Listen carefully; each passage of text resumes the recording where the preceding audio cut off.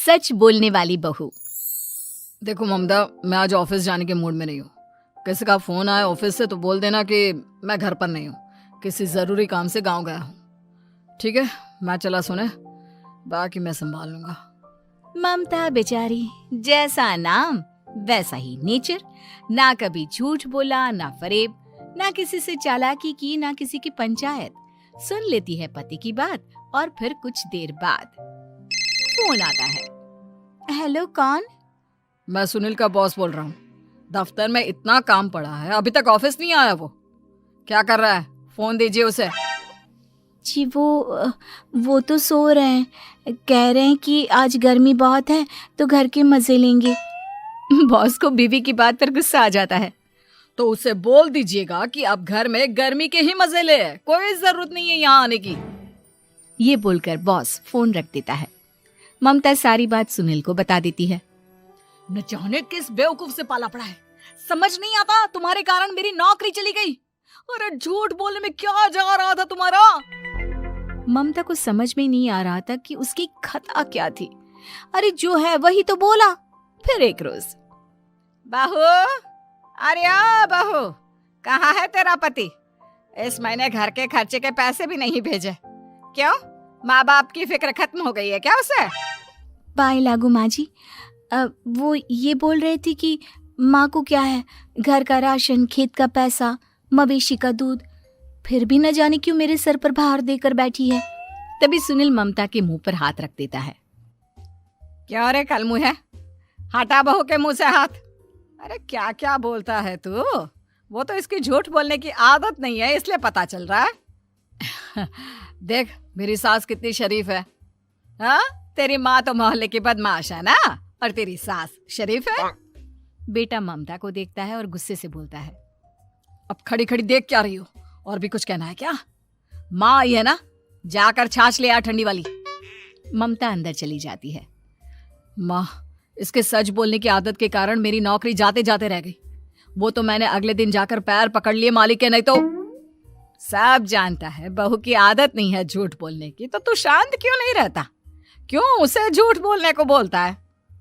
फिर एक रोज, बहू, जा अपनी पड़ोसन के पास और उससे बोल कि वो लाल वाली साड़ी जो उसने नए साल की पार्टी में पहनी थी, तुझे वो चाहिए। ना माँ जी, मुझे नहीं चाहिए। वैसे भी कल जिस शादी में जाना है ना, वहाँ के लिए तो मेरे पास काली साड़ी है। सास सर पर हाथ रखकर, अरे बुद्धू, मुझे चाहिए साड़ी। वैसे भी तुम लोगों में तो साड़ी का लेन देन चलता है ना, तेरी भी तो उसने पहनी थी ना। हाँ माँ जी, वो क्या है ना, हम दोनों के कपड़े एक दूसरे को आ जाते हैं। मैं ले आती हूँ आपके लिए साड़ी। बहू पड़ोसन के पास जाती है। कैसी हो निर्मला, तेरी लाल साड़ी चाहिए थी। क्यों? तू तो बोल रही थी कि तेरे पास काली वाली साड़ी है, तू वही पहनेगी, फिर लाल का क्या करेगी? अरे मैं तो काली ही पहनूंगी, लेकिन मेरी सास ने देखी थी तेरी लाल साड़ी, वो नए साल की पार्टी में तूने पहनी थी ना, तो इसलिए वो मांग रही है। ये सुनकर पड़ोसन थोड़ा परेशान हो जाती है। देख ममता, तेरे लिए तो मैं एक बार को साड़ी दे भी देती, लेकिन तेरी सास के लिए नहीं। वो क्या है ना, तू तो जानती है कितनी गंदी आदत है तेरी सास की, खाया पिया सब कपड़े पर ही पोंछ देती है। मेरी लाल साड़ी बहुत महंगी वाली है, पता चले उस पर हल्दी तेल का निशान लगा हो। ममता घर आ जाती है खाली हाथ, ममता को देखकर। नहीं दी ना उस कलूटी ने साड़ी, अब आए तुझसे लेने तेरा सामान, अच्छे से बताती हूँ। माँ जी, वो क्या है ना, मुझे तो वो दे रही थी, लेकिन आपके नाम पर नहीं दी। अरे किसने बोला था मेरा नाम लेने को? बोल देती तुझे पहनना है, लेकिन ना, तू तो ठहरी सच की देवी। न जाने सास क्या सोचती है और हंसने लगती है। अरे माँ, क्या हो गया? क्या सोचकर हंस रही है? याद है जब बहू को देखने गए थे? हाँ माँ, सही बात है। याद आ गया कैसे मेरी सास बाजार के खाने को बोल रही थी कि ममता ने बनाया है। और बहू ने आकर सब बता दिया कि ये सारा खाना तो बाजार से आया है, वो भी कल्लू हलवाई की दुकान से। ममता दोनों की बात सुन रही थी। हाँ माँ जी, वो कल्लू हलवाई का ही था। मुझे तो आज तक पता नहीं चला कि माँ ने क्यों कहा कि मैंने बनाया है। खैर, मैं तैयार होती हूँ, शादी में जाना है ना। पूरा परिवार शादी में जाता है, जहाँ खाना वाना खाकर सभी बैठे होते हैं कि एक औरत ममता की सास से कहती है, क्या बात है बहन जी, मेरी आपकी बात हुई थी तो आप तो बोल रही थी कि लाल साड़ी पहनने वाली हैं, तो मैंने ये काली पहन ली। पता होता कि आप लाल नहीं पहन रही हैं तो मैं ही अपनी लाल पहनाती। अच्छा जी, तो इसलिए पूछा जा रहा था। अरे इतनी साड़ियां हैं कि क्या बताऊं। मैंने सोचा तो था, पर ये सामने दिख गई तो यही पहन लिया। अच्छा, मेरी तो तैयारी काफी दिन से चल रही थी, फिर भी आज ऐसा लग रहा है कि ठीक से तैयार नहीं हुई मैं। तभी आ जाती है हमारी सच्ची बहू, ममता बहू। आंटी जी, वो क्या है ना, पड़ोसन की लाल साड़ी माँ जी को पहननी थी, लेकिन आप तो जानती है माँ जी की आदत, सारा खाया पिया कपड़ों पर ही पोंछ देती है, तो उसने साड़ी देने से ना ऐन वक्त पर मना कर दिया, तो अब इन्होंने ना मेरी साड़ी पहनी है। औरत ममता की सास को घूरती है, अरे मांग कर ही साड़ी पहननी थी क्या? हम जैसे तो खुद की ही साड़ी पहनते हैं, चलो चलते हैं। सास का गुस्सा अब ममता पर फूट पड़ता है। अरे क्या जरूरत थी ये बात सबसे कहने की?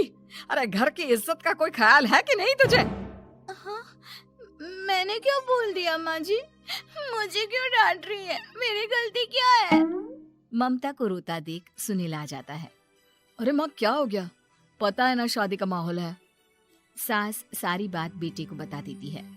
देख रहा है तेरी बहू का हाल। अरे इस लड़की को तो ये भी नहीं पता कि कब कहाँ क्या कैसे बोलना है। अरे लेकर जा इसे यहाँ से। सभी घर आ जाते हैं। सास का मुंह तो फूला ही रहता है कि एक दिन, चलो बेटा, बहुत दिन तुम लोगों के साथ रह ली, अब चलो। वैसे भी ऐसी बहू के साथ समय कैसे कटे, जो ना झूठ बोलती है ना लोगों की चुगली करती है। अरे गांव में ही ठीक हूँ मैं, कम से कम 4 घर की खबर तो मिलती रहती है, वो भी मसाला डालकर। कैसी बात कर रही है माँ? अभी तो आई है, रह जाना, कितना अच्छा लगता है तेरे रहने से घर। तभी ममता आ जाती है। अच्छा लगता है, लेकिन आप तो बोल रहे थे कि न जाने कब तक रुकेगी, जाने का नाम ही नहीं ले रही। जाए तो कम से कम घर में थोड़ा सा फ्री सा तो फील करूं, यही बोल रहे थे कल माँ जी आपके लिए। सास बेटे को देखती है, लेकिन क्या कहती बेचारी, जब अपना ही सिक्का खोटा हो। चली जाती है चुपचाप गांव। फिर एक रोज घर की घंटी बजती है। सामने खड़ा होता है सुनील का बॉस। सुनील है क्या घर में? वो क्या ना, मैं यहाँ से गुजर रहा था तो सोचा थोड़ा ऑफिस का काम डिस्कस कर लूं। ममता कुछ कहती कि तभी वहां सुनील आ जाता है। अरे बॉस, आप आइए आइए। क्या बात है, घर तो बहुत सुंदर है। वैसे भाभी जी, आपकी खूब बातें सुनी है कि आप कभी झूठ नहीं बोलती।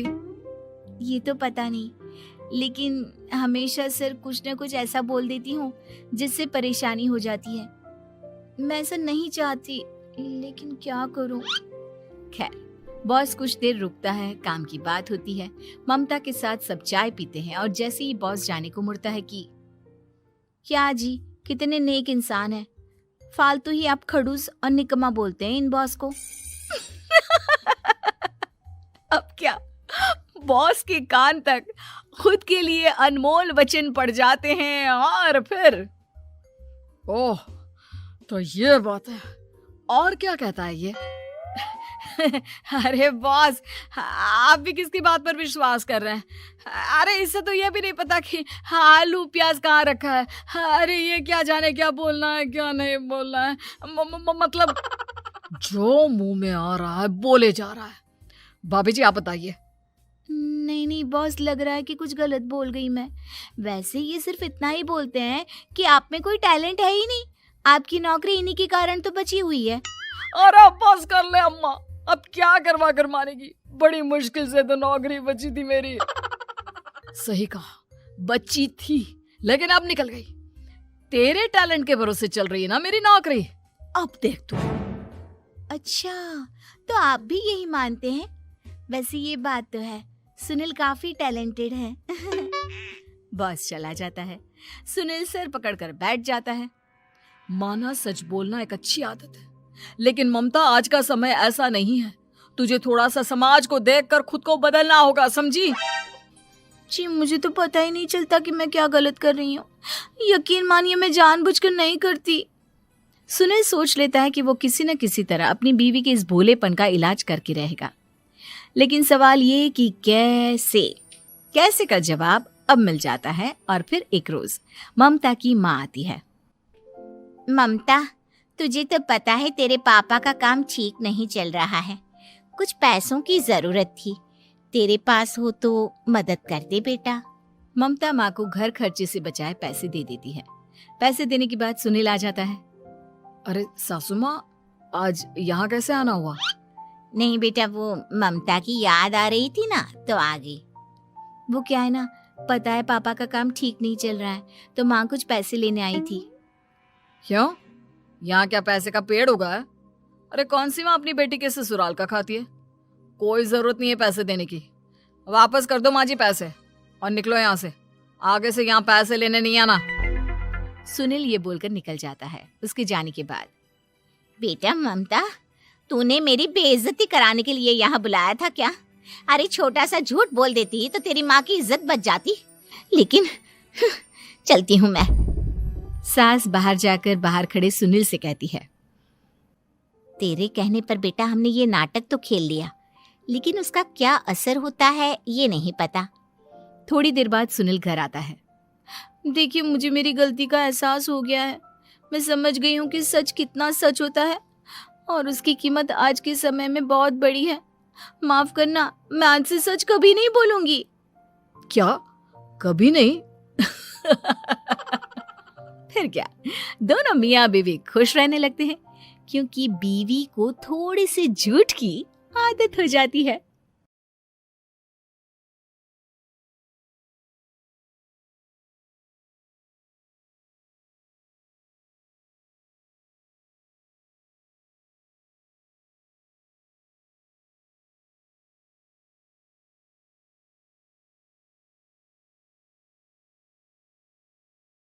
रेहाना और रवि की शादी के बाद रवि के पास कुछ नहीं था। रेहाना, तुमने मुझसे शादी करके एहसान किया है। मुझसे ज्यादा तो तुम कमाती हो। अरे तो क्या हुआ, एक दिन आएगा रवि कि तुम खूब पैसा कमाओगे। मुझे तुम पर पूरा विश्वास है। रवि और रेहाना खुद को स्टैंड करने के लिए पूरी मेहनत करते। रेहाना, मैं नौकरी नहीं करना चाहता हूँ। तो कोई बात नहीं, मैं नौकरी करके घर चलाती हूँ, तुम बिजनेस सेट करने की कोशिश करो। एक दिन, रेहाना, तुम जानती हो, मैंने जो विज्ञापन बनाने वाली कंपनी खोली थी ना, उसे बड़ी ब्रांड का ऑफर आया है। अब हम लोगों के दिन प्यारे न्यारे हो गए हैं। मैं जानती थी रवि कि एक दिन तुम सेटल हो जाओगे। रवि का काम अच्छा चल जाता है। एक दिन वो रेहाना से कहता है, रेहाना, अब हम लोगों का बच्चा भी हो गया है। बहुत छोटा है वो, उसका ख्याल कैसे रखेंगे हम? कैसे क्या, मैं गांव से माँ को लेकर आ जाती हूँ। नौकरी से हाफ डे ले लिया करूंगी। अभी तो वो छोटा है, स्कूल जाने तक मैं मैनेज कर लूंगी। देखो रेहाना, मैं अब अच्छा कमा रहा हूँ। तुमको नौकरी करके परेशान होने की कोई जरूरत नहीं है। अरे कैसी बात कर रहे हैं, मैं अपनी लगी लगाई नौकरी कैसे छोड़ दूं? और मैंने तो सुना है हम लोगों को कुछ ही महीनों में सरकारी नौकरी मिल जाएगी। सरकारी नौकरी में कितना कमा लोगी? उतने में तो मैं ड्राइवर रख लूंगा। रेहाना को रवि की बात का थोड़ा बुरा तो लगता है। कम से कम मेरी नौकरी की इतनी बेइज्जती मत करो। भूल गए, इसी नौकरी के बदौलत तुमने अपना बिजनेस खड़ा किया है। अरे वो तो मैं किसी के भरोसे भी कर लेता। देखो, अपने बच्चे को संभालो, घर का काम करो। अब बाहर जाती तुम अच्छी नहीं लगती हो। रेहाना रवि के कहने पर नौकरी तो छोड़ देती है, लेकिन अब बड़े से घर में उसकी कीमत किसी नौकर से कम नहीं होती। एक दिन रवि का दोस्त आता है। भाभी, हम लोग तो आपको तब से जानते हैं जब से आप लोग शादी होकर इस शहर में आए थे। आपकी बदौलत ही सारा बिजनेस खड़ा हुआ है। ये किस्मत तो आप ही की है भाभी। हाँ हाँ भाई, हमारी मेहनत तो कुछ है ही नहीं। अरे होगी, लेकिन भाभी की किस्मत के आगे कुछ नहीं। दोस्त वहां से चला जाता है, लेकिन रवि का गुस्सा 7वें आसमान में होता है। देखा कैसे बोल रहा था। अरे बिल्कुल अच्छा आदमी नहीं है ये। कैसी बात कर रहे हैं आप? प्रशांत भैया तो बहुत अच्छे इंसान है रवि। कैसे उन्होंने हमारे मुश्किल वक्त में हमारा साथ दिया था। अरे था पैसा तो साथ दिया, नहीं तो कौन पूछता है। रवि का व्यवहार पैसा आते ही अलग हो गया। वो बंदे को बंदा नहीं समझता। घमंड से घिरे रवि ने तो एक दिन हद ही कर दी। रेहाना, मैं अब तुम्हारे साथ नहीं रह सकता हूं। क्या क्या बकवास कर रहे हो रवि? क्या कहना चाहते हो? और क्यों नहीं रह सकते तुम मेरे साथ? देखो, मुझे कोई और पसंद है और उसने साथ रहने पर बस यही शर्त रखी है कि मुझे तुम्हें तलाक देना होगा। रेहाना, जो कि एक स्वावलंबी महिला थी, उसने बिना देर किए रवि को कह दिया, कोई इश्यू नहीं, मुझे पैकिंग में 4 दिन का वक्त लगेगा, लेकिन तब तक मैं तुम्हारे साथ नहीं रहूंगी। 4 दिन के लिए तुम कहीं और शिफ्ट हो जाओ, मैं घर से निकलूंगी तो बता दूंगी। रवि घर छोड़कर चला जाता है। रेहाना को दुख होता है, वो रोती है, लेकिन व्यवहार से स्ट्रांग रेहाना को पति के वापस आने का और उसे सबक सिखाने का पूरा भरोसा था। फिर एक दिन, अरे शुशिका, कब शादी करोगी तुम मुझसे? यार मैंने तो सोचा था तुम शादी से पहले मुझे विदेश लेकर जाओगे, महंगी कार दिलाओगे। अरे सब दिला दूंगा, लेकिन पहले मुझसे शादी तो कर लो। हाँ हाँ, क्यों नहीं। मैं कुछ दिनों के लिए अपने मम्मी पापा के पास जा रही हूँ और लोगों से अपनी शादी की बात करूंगी। अरे शुशिका, कैसे रहूंगा मैं तुम्हारे बिना। अब तो शादी ही होने वाली है हम लोगों की। शुशिका रवि को छोड़कर चली जाती है। रवि घर आता है, जहां रेहाना को ना पाकर उसे सब अजीब लगता है। घर तो रेहाना के बिना कुछ नहीं है, बच्चे की याद भी आ रही है। चलो एक वीडियो कॉल कर लेता हूँ। रवि रेहाना को वीडियो कॉल करता है, लेकिन रेहाना फोन नहीं उठाती। रात को सोते वक्त मन कर रहा है मुन्ने को गले लगा लूं। चलो कोई ना, शुशिका से शादी के बाद मेरे और भी बच्चे होंगे। अगले दिन रवि ऑफिस जाता है, जहां टीना खड़ी होती है। सर, आपने अपने नए ऐड के लिए मॉडल की रिक्वायरमेंट डाली थी ना, मैं उसी के लिए आई हूँ। रवि टीना को देखकर खुश हो जाता है। अब शादी हो गई है तुम्हारी? नहीं सर, बस अच्छा सा हैंडसम और अमीर लड़का देख रहे हैं मेरे मम्मी पापा। रवि के दिमाग से तो टीना को देखकर शुशिका का ख्याल भी खत्म हो जाता है। अरे यार, ये लड़की मिल जाए कितनी सुंदर है। शुशिका तो इसके आगे कुछ नहीं है। अब क्या तुम्हें ऐसा नहीं लगता कि मुझसे मिलकर तुम्हारी ये खोज खत्म हो गई है?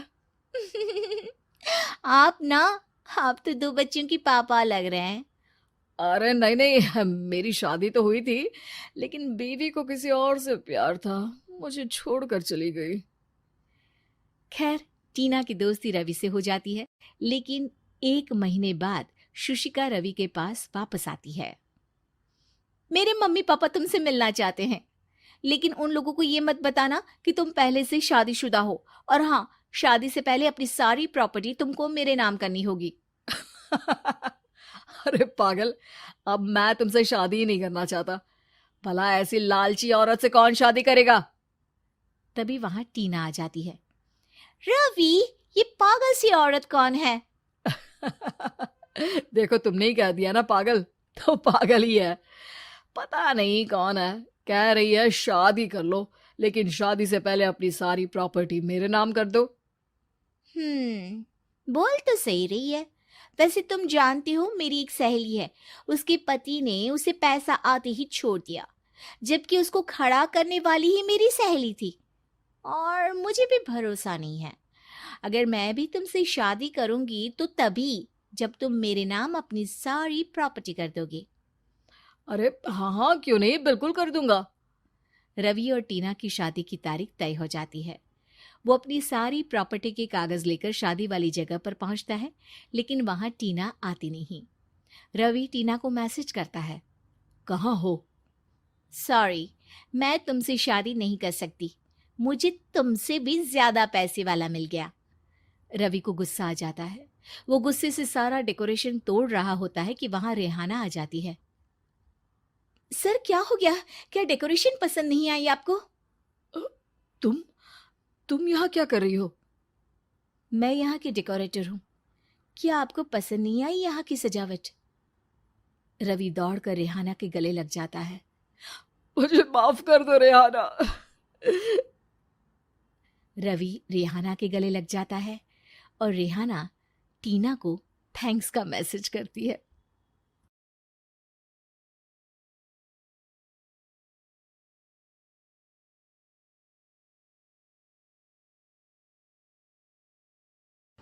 सरस्वती जी और उनकी बहू रश्मि के बीच एक दिन बहस छिड़ जाती है।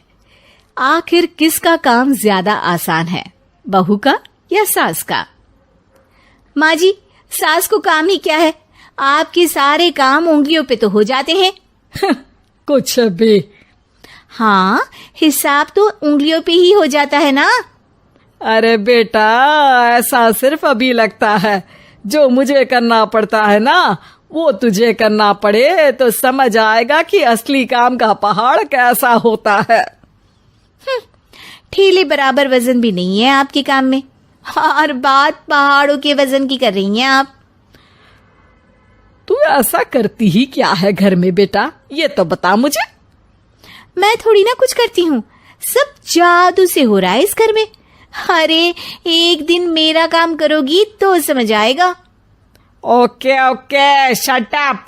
कल से मैं घर के काम करूंगी और तू मेरी जगह हर चीज का हिसाब रखना, ठीक है?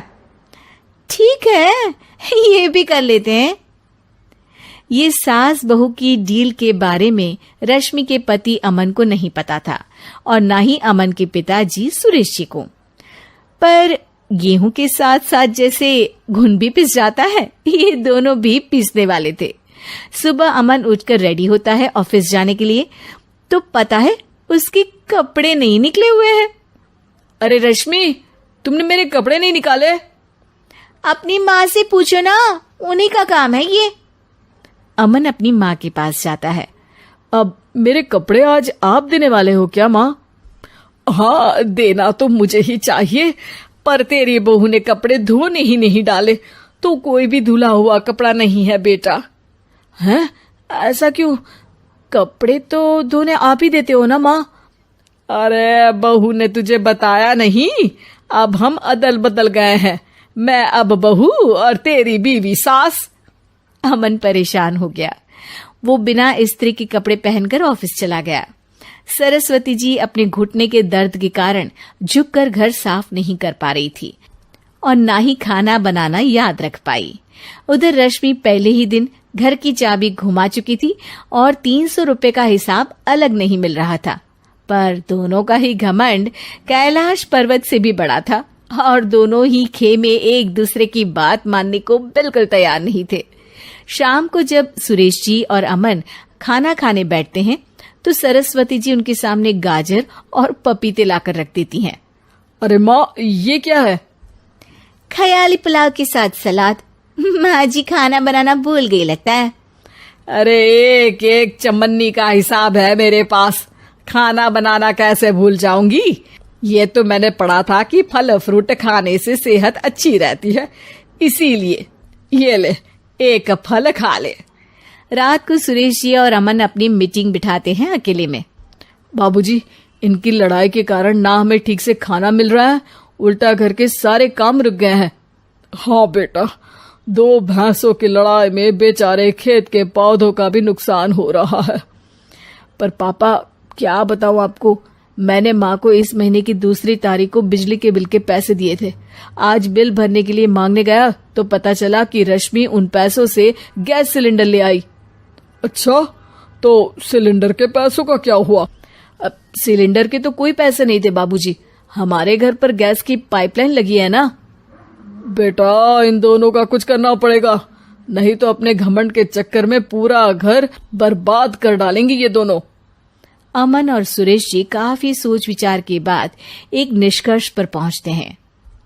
रात ही को दोनों अपनी पत्नियों की अलमारी से नई साड़ी निकालते हैं और सुबह जब रश्मि और सरस्वती जी उठते हैं तो देखते हैं कि दोनों पति साड़ी पहनकर चढ़ाव पर सब्जियां काट रहे हैं। अरे ये सब क्या हो रहा है? क्या हो रहा है मतलब? आप दोनों अदल बदल हो सकते हो तो हम क्यों नहीं? अरे क्या मतलब? नहीं नहीं, मेरी भी बचपन से किसी की बहू बनने की इच्छा थी, तो आज से सरस्वती तुम बड़ी बहू, मैं मिडल बहू और अमन छोटी बहू। अरे लेकिन सब घर पर बैठ जाएंगे तो कमाएगा कौन? ये घर कैसे चलेगा? अब वो तो भैया या बाकी लोग जाने, अब हमने भी अदल बदल कर ही लिया है तो कुछ नहीं हो सकता। रश्मि और सरस्वती जी को समझ में आ जाता है कि उन दोनों की आपस की डील की वजह से इन दोनों को बहुत तकलीफ हो रही है और उनके ईगो ने दूसरों को कितनी यातनाएं दी है। अब असल में माँ जी आप सही थी, सास बनना बहुत मुश्किल है। अरे हाँ बेटा, और तू भी, मुझसे तो नहीं हो पाया सब घर के काम, वापस बदल ले क्या?